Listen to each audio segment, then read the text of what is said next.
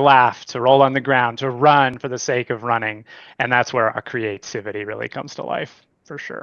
I love that so much. And to me, the wolf, I agree with that.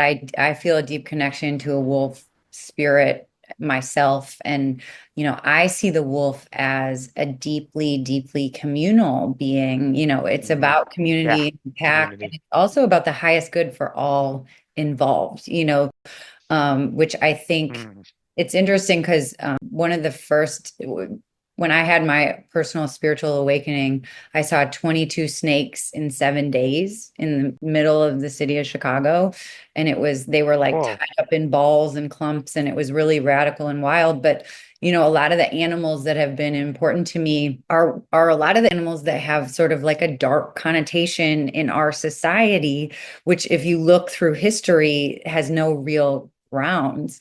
But so I love the wolf mentality. I love connecting animals and nature to, in multiple ways to self and Mhm. giving, pride, a sense of pride in those aspects.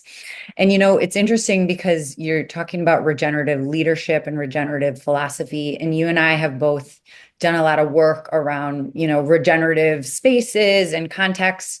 But I think I would love to hear about what regenerative leadership and regenerative philosophy means to you, means to Viridescent. Yeah. Yeah. Yeah.